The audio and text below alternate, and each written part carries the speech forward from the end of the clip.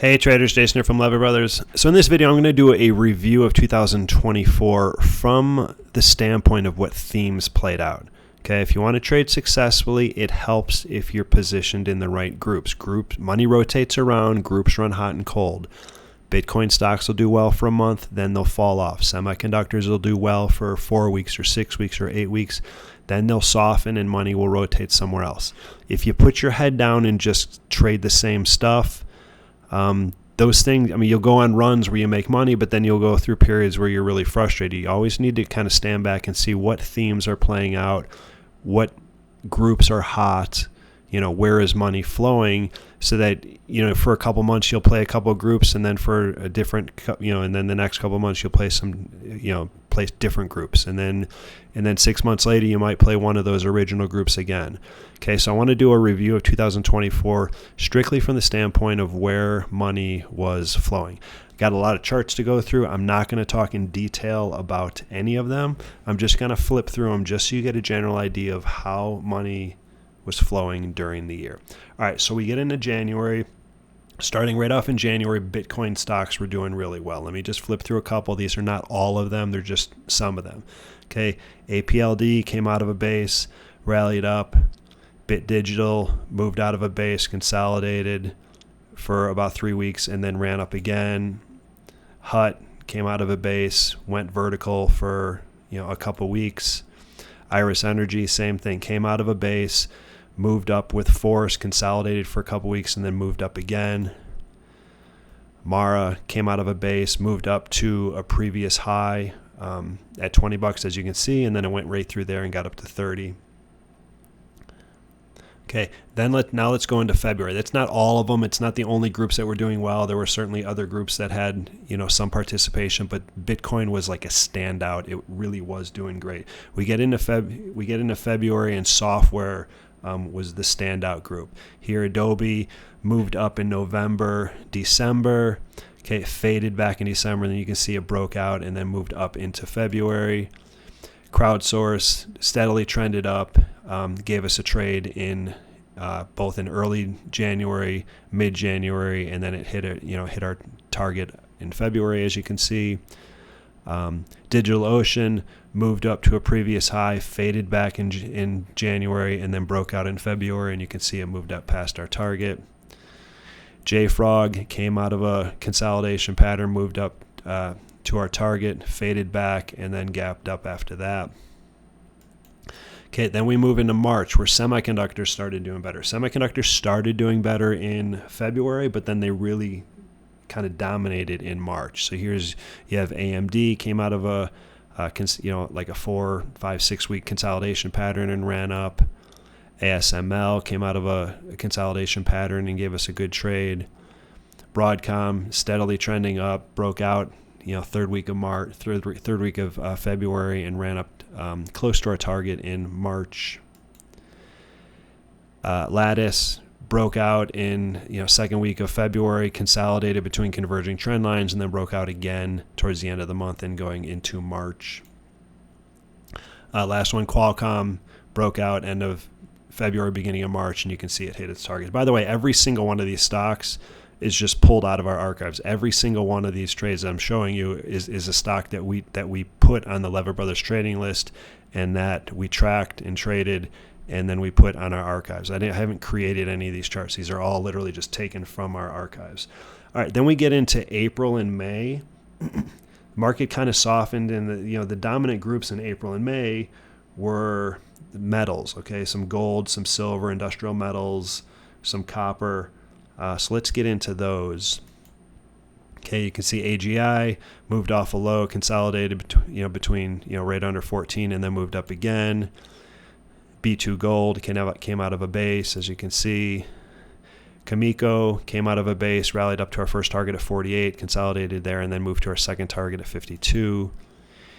ERO is a copper stock. You can see it moved up, consolidated end of March, broke out, went up to 22, as you can see. EXK came out of a base in early March, consolidated just above $2, and then broke out and went up to $3.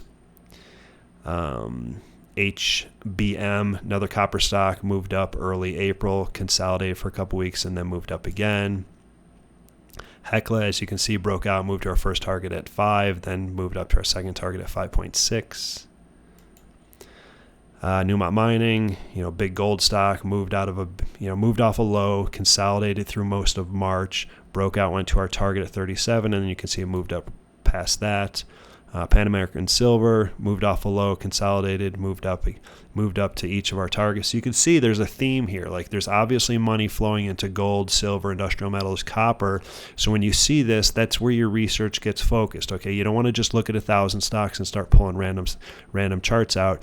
You want to look at trying to figure out what themes are playing out, like what's hot, because here's a stock that went from 14 up to almost 21. It's almost a 50% gain in just a couple weeks. Okay, if you play a semiconductor stock, it might work. It might go 5 or 10%. But if you identify the groups that are really doing great, that's where you're going to get your truly outsized wins.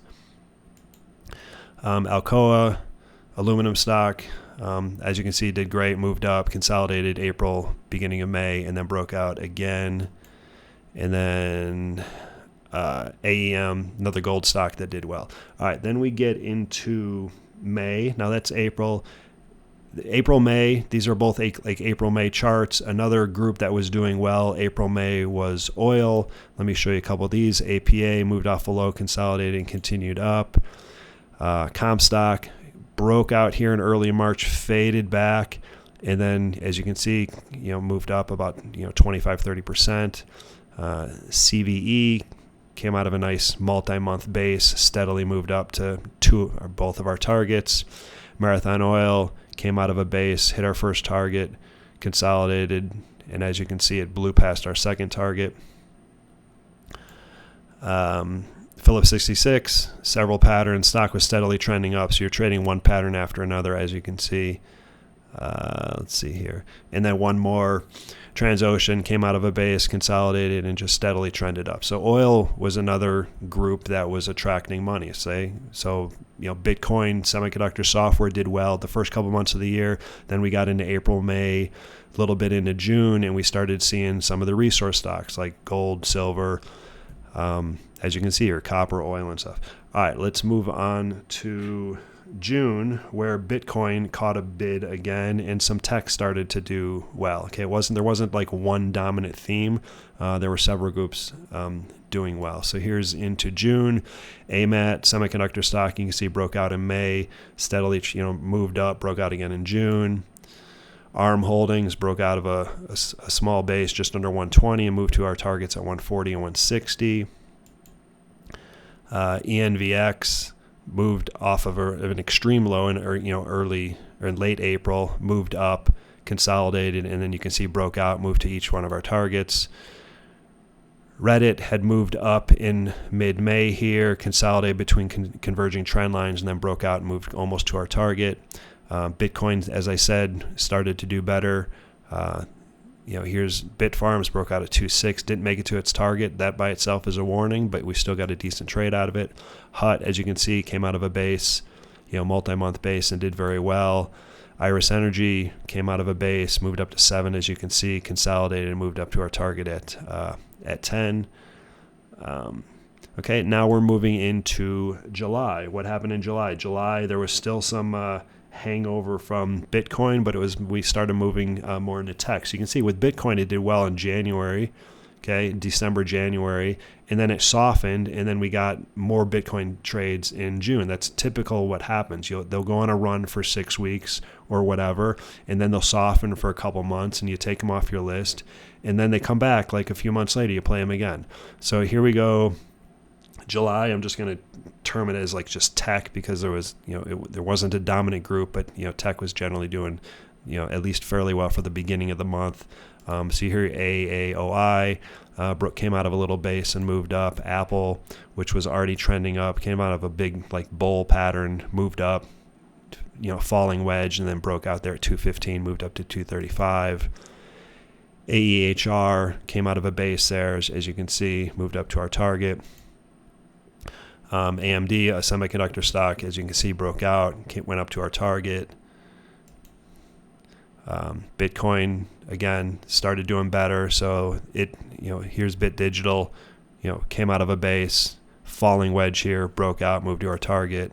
Hive came out of a base, did well. Hut came out of a base, continued up. Some of these were from June, but they continued to do well, so we can trade them again and again. Okay, so August wasn't a great month because the second part of July wasn't good. The market started moving down, and then we got a big selling pressure at the beginning of August when the carry trade was talked about. So we didn't get much off in August. I mean, there were definitely trades to be had, but there wasn't the dominant theme. You can definitely zoom in with hourly charts, 60-minute or 30-minute charts, and you can find trades, but not like classic chart pattern type setups. Okay, so I'm gonna basically skip August. It's just the way it goes. We're gonna go into September, where we had a bunch of shorts that worked. I'm not going to show them here, but we started to get some of these power generation stocks that continue to do well. So here you see GEV, which had come out of a base in August, faded backwards here at the second half of August, broke out at the end of August, then consolidated again beginning of September, and then you can see it took off. And then VST, which is a stock that we had traded earlier in the year, you can see it faded downwards for 3 months, but then it took off. So then let's get into October, where I'll just term October as just like a tech month. Okay, there was some, several different groups that did well, so I'm going to just classify it as tech. You see applied AAOI, which came out of a base, which we had traded in September, but then it faded back and then gave us another trade in October. Duolingo, software company that consolidated here just above 200 and did really well for us. ENVX came out of a 2-month base there and did really well. Some of these stocks you'll probably recognize as doing well right now, and you can look back several months and say, oh, it got its start back in September, back in August, back in July. So ENVX has done really well lately, and this is, it got its start back in October when it first broke out at $10. IonQ, same thing. Dead stock for many, many months. It came to life back in end of September where it gapped up, faded back and pretty much filled the gap, and then moved up from there. Ouster is a stock that has done really well lately, but this is where it got its start. It started up in October. Rocket Lab is a stock that we traded several times during the spring and summer. Its group wasn't always supportive. Most of the time it just kind of moved on its own, and it's only been recently in like the last 2 months where it started to bring other aerospace companies along for the ride. So Rocket Lab has done really well for us. Snowflake, another tech company that just came out of a base, just quick trade. Unity, same thing, 3-month base came out, gave us a quick trade. All right, let's move on to November now. In November, several themes played out. The main ones were like space and nuclear. Okay, so Archer was one that came out of a base in October, moved sideways, converging trend lines, and boom, took off. BWXT, another aerospace company, as you can see, we traded in September, moved up, and then gave us another entry in November. Lunar, you can see, moved up, consolidated, moved up again, started, part of the aerospace group that started doing really well. Okay, and then the power group, the power generators, came back to life. Okay, GEV continued up. Nanonuclear, which had double bottomed in August and September and moved up, continued. Okay, you can see October it hit a target of ours, and then November it hit another target of ours. NewScale, which was a stock that we traded in May and June, but then it faded back. We traded it again October, November, as you can see here. And then we get into December, and we have in the December themes were like space and quantum computing came to life. So here's Archer, which was a space play that we had played previously, and here we get this is the weekly chart, showing more of the bigger picture. You can see like how when it came out of $7, that was like a multi-year high, and you can see the volume, and of course it's done really well. RDW was a stock that was on our radar, did really well in December, as you can see, November into December, where it hit, broke out at 9, moved to our first target at 12, then moved to our second target at 15. Rocket Lab continued to do well, even though it was consolidating. We could buy dips within the range, and then Quantum picked up. This is QBTS. You can see, huge percentage gains here. But the stock, even though it was volatile, the stock traded pretty orderly. And then QUBT, same thing, moved up, consolidated here, broke out, and you can see our two targets. We were posting targets as if it was just like a regular trade, and it turned out to be like a home run. Okay, so the point here is like money rotates around, groups run hot and cold. You want to be focused on whatever group is hot at the time. Okay, it's as simple as that. Semiconductors are hot for 2 months, great, play them. When they soften, then get out of semiconductors, put them off to the side, and maybe 3 months later they'll come back to life. Okay, money's constantly rotating around. You can see from watching the flow here that like Bitcoin was strong, and then we had no more Bitcoin trades for like 6 months, and then they came back, and then they fell off again, and then they came back again. And you can say that about most of these groups where they ran hot and cold, money flowed in. We had trades available to us for a couple weeks or a couple months, and then they faded, and we just moved somewhere else. Okay, so if you want to do well at trading, there's a lot of different things you have to do, but one of them to really get the odds in your favor. This is part of risk management. To get the odds in your favor, play stocks from the groups that are doing the best. The wind will be at your back, and you'll have better odds of doing well. All right, hope you got something out of this, and I will see you next time.